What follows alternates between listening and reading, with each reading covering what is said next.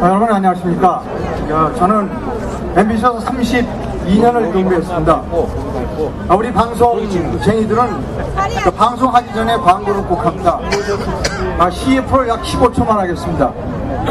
제가 작년 이 탄핵 사태 때 도저히 방송을 이대로 내버려도 안 될 것 같아서 몇몇 뜻 있는 사람들끼리 해서 언론사를 하나 만들었습니다. 네? 프리덤 뉴스라고 합니다. 여러분 프리덤 뉴스 많이 봐주십시오. 네? 박수 한번 보내주세요. 뭐야, 이거 그래요? 전체 국민들, 시청자 여러분들에게 말씀드립니다. 언론이 여러분의 편이라고 생각하면 오산입니다. 우리나라 언론인들은 힘을 추구하는 사람들이고 언제든지 정치적인 권력을 잡으려고 하는 사람들입니다. 그것은 서로 언론사 내 경쟁에 의해서 더욱더 치열하게 이루어지고 있습니다. 제가 몇 가지 사례를 짤막하게 말씀드립니다. 1993년도 10월에 아시아나 항공기가 목포에서 추락했습니다. 그때 당시 MBC 뉴스가 KBS에 밀리고 있었을 때입니다. 그래서 우리 기자들이 어떻게 하면 시청률을 회복할까 매우 고민하고 있었을 때인데 아시아나 항공기가 목포에서 떨어졌고 마침 목포 문화방송, 목포 MBC가 가장 먼저 사고 현장에 도착했습니다. 그래서 구조 과정, 여러분들 아마 기억하시는 분이 있을 겁니다. 그 여성을 헬리콥터가 양쪽 어깨에 끈을 묶어서 들어올리는 과정이 있었습니다. 이때 목포 MBC가 제일 먼저 도착했으니까 밑에서 그걸 찍었습니다. 여름이었고 여성은 원피스를 입고 있었습니다. 그리고 속옷이 보였죠. 저는 그것을 전날 숙직을 했기 때문에 집에서 보고 있었습니다. 내가 내일 출근하면 저 장면을 잘라야지. 그래서 아침 일찍 3시에 일어나서 회사 가서 잘랐습니다. 아침 뉴스가 끝나고 국장이 저를 불렀습니다. 야, 네가 뭔데 그걸 잘라? 이거 우리 특종이야. 특종 화면을 네가 왜 잘라? 너 심한 썼어. 그래서 심할서를 막 쓰려고 그러는데 여기저기서 전화가 왔습니다. 여성단체, 시민단체. 그 화면 한 번만 더 쓰면 고발하겠다. 그래서 심할서를 안 썼습니다.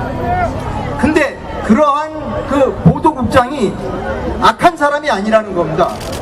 제가 길 존경하던 훌륭한 선배인데 조직 세계 속에서 경쟁을 하다 보니까 그런 일이 벌어지는 겁니다. 또 한 가지 케이스를 말씀드립니다. 여러분, 저 박근혜 대통령이 취임하고 미국을 다녀왔습니다. 그때 첫 번째 공보수석이 좀 어려운 일로 미국에서 돌아오자마자 집으로 돌아갔습니다.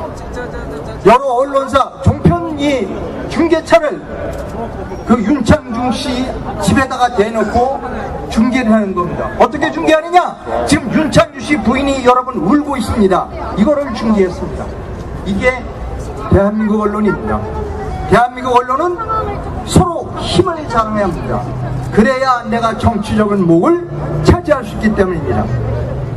88년도 서울올림픽을 유치하고 그 특집 프로그램을 그 전에 만들기 위해서 항공사가 여러 사람을 초청해서 베를린에 갔습니다. 송기정 마라톤, 송기정 응원과 여러 취재진이 같이 갔습니다. 물론 방송사, 언론사들은 비행기표 아마 안 샀거나 아니면 3등석 칸을 탔을 겁니다. 근데 마침 2등석 칸이 남았습니다. 그래서 항공사에서 좀 모시려고 했어요. 누구나 송기정 씨를 업그레이드 시켜주려고 했고 기자 몇 분을 업그레이드 시켜주려고 했습니다. 기자들이 서로 내가 그 업그레이드된 자리를 차지해야 됐다고 싸워서 결국은 송기정 씨만 3등 칸으로 내려갔습니다. 이게 대한민국의 언론입니다. 여러분, 언론사가 여러분들을 지켜줄 것이라고 생각하면 안 됩니다. 특히 우리나라 언론은 정치적 권력을 가지려고 하는 사람들입니다. 다시 한번 또 말씀드립니다. 대한민국 언론을 믿으면 안 됩니다. 30년 동안 저는 숱한 경우를 봤습니다. 제발 언론사에 찾아와서 제발 사실대로만 보도해 주십시오. 부탁입니다 라고 우는 사람을 여러 명 봤습니다. 제발 사실대로만 보도해 주십시오. 이게 우리나라 국민들의 위치입니다. 내가 어떤 정권을 좋아한다. 오케이, 그거는 대한민국에서의 정당 선택의 자유가 있습니다. 그러나 그 정권을 옹호하는 언론이 있다면 그 언론이 제대로 사실을 보도하는지를 정확하게 파악해야 합니다. 다시 한번 말씀드립니다. 자신의 정치적 성향과 그 언론사를 일치시키지 말라는 겁니다. 거짓말을 하는 언론사는 자기를 도와줄 언론사가 아닙니다. 오직 언론사는 객관적인 사실의 전달만으로 여러분을 도와드릴 수 있습니다. 따라서 연관해서 두 번째로 넘어갑니다. 즉 촛불을 들었던 분들, 또 앞으로 촛불을 들으려고 하는 분들에게 제가 말씀드립니다. 아마 아무도 촛불을 든 사람들에게 이렇게 말한 사람은 없었을 겁니다. 하지만 저는 꼭 촛불을 드셨던 분들에게, 촛불을 들고 시위 현장에 나갔던 분들에게 꼭 드리고 싶은 말씀이 있습니다. 무엇인가 하면 내가 누군가에게 이용당하지 않는가를 끊임없이 의심하라는 겁니다. 촛불이 진리를 의미하지는 않습니다. 옛날에 전기가 없었을 때 촛불은 사방을 밝힐 수 있었습니다. 그나마. 그러나 지금의 촛불은 진실을 밝히지 않습니다. 지금의 촛불은 진실을 가리기 위하여 사용됩니다. 그래서 촛불 집회는 나지 않습니다. 왜?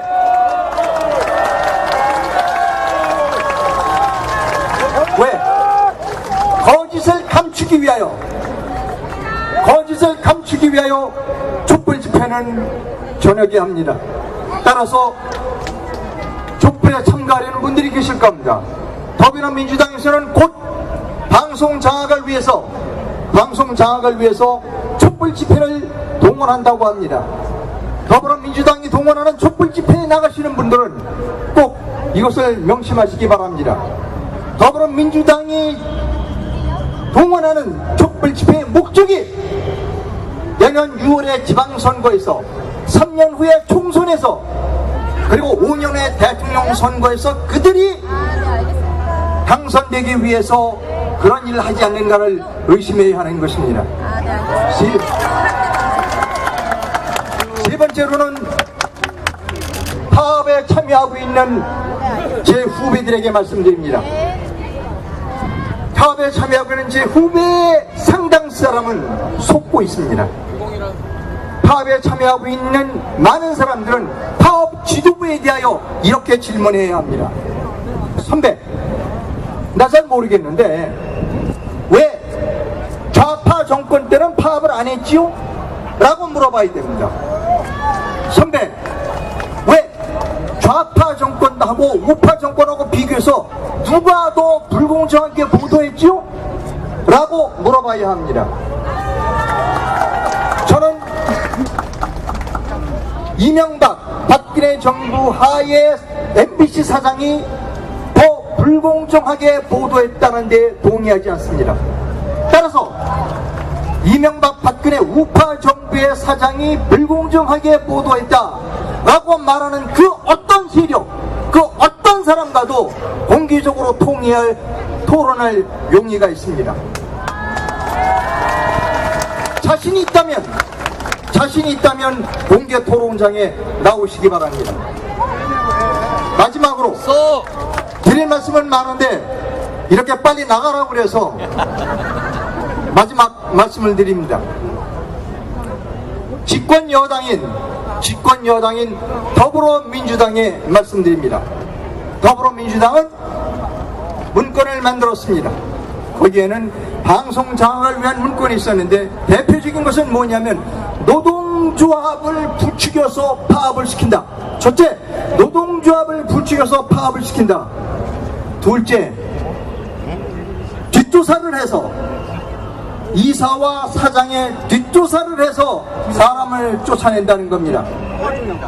이게 발견되니까 더불어민주당에서는 상식적인 일이라고 말했습니다. 여러분, 더불어민주당에게는 그것이 상식적인 일인지 모르지만 그것을 당하는, 뒷조사를 당하고 노동조합의 거짓 구호 속에서 수모를 당해야 하는 사람들에게는 상식적인 일이 아니라 폭력적인 일입니다. 여러분, 법으로 해결할 수 있는 일을 폭력으로 해결하는 사람을 우리는 폭력배라고 말합니다. 그리고 그 폭력배들의 조합을 조직폭력배라고 말합니다.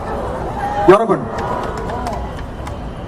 더불어민주당이 왜 법에 의존하지 않고 폭력에 의존할까요? 법은 MBC 사장과 이사를, KBS 이사와 사장을 중간에 나가게 할 수 없기 때문입니다. 더불어민주당 사람들이 행사하는, KBS 사장과 MBC 사장에게 행사하는 힘은 폭력배의 힘입니다. 대한민국 헌법과 그리고 대한민국의 유권자들은 더불어민주당에게 폭력을 행사할 폭력배의 힘을 위임해주지 않았습니다. 더불어민주당 여당이 행사해야 할 힘은 5천만 우리 대한민국 국민을 위협하는 북한에게 사용해야 하는 것입니다. 따라서 전자의 힘은 폭력배의 힘이고 후자의 힘은 국방력입니다. 마지막으로 강조하고 떠납니다. 더불어민주당은 폭력적인 힘을 사용해서는 안 됩니다. 더불어민주당이 사용해야 할 힘은 국방력입니다. 여러분 감사합니다. 네, 여러분.